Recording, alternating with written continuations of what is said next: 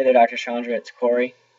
Came and met with you the other day, me and Kairos. Unfortunately, Kairos can't be here with me today because he had to go home for some reason. I wasn't sure, but he's not in town at the moment. So it's just me. And one of the things that you asked us to talk about was the box that we were going to put our actual product, our design, our game in. And we haven't talked. What we're going to try to do is we would like to get either a wooden or a plastic box. We don't like the idea of a metal one because of how we'll have Arduino and all the wiring running around in it. It's just asking for a short that we don't want to have happen. So we're going to try to go wood or plastic. We're going to try it. We talked about size too. At first we were thinking like a 1 foot by 1 foot by 1 foot. We decided that's too big for a project that only has 6, maybe 7 LEDs and 3 or 4 buttons. So what we decided to do is we're going to use a smaller box, and that's going to be that.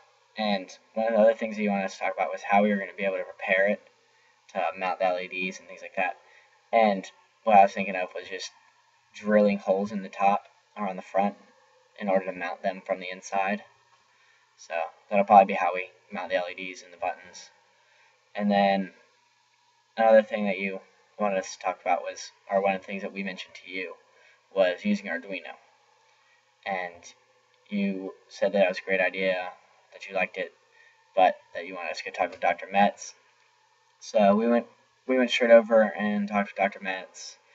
He was very kind enough and actually gave us an Arduino to use for our project. So we now have that, and we can start working on getting that done, start working on programming it. But we still got to get some of the switches and LEDs, but we just need to make a run to Radio Shack. And one of the other things that you mentioned once we talked to you about Arduino was where we were going to put it and how we were going to orient it in the box. And I put a lot of thought into that, and I haven't made a strong choice. I haven't gotten to talk to Kairos about it, but one option that I thought was okay was on the bottom. It wasn't my favorite, but it allowed for holes to be drilled in the back in order to connect it to a power source or my laptop, whichever one we choose to use. And then one of the other options that I thought about was on the actual back of the box, the opposite of the switches. We were thinking about putting the switches on the front face and the LEDs on the top.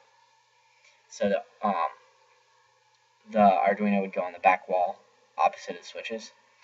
But I don't like that one as much because it would make wiring almost a hassle, because you'd have wires stretching all the way across the box in order to reach the switches. So that would be a little not as efficient. And then also thought about the front, but that would be an issue whenever we go to open the box, because then you'd have all the wires motioning, and you just have to have a lot of excess wire for the LEDs.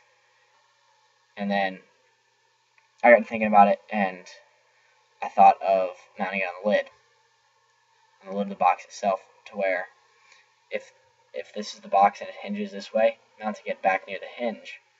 That way, whenever you open it, you don't have to have excess wire for all of the LEDs that'll be right next to it.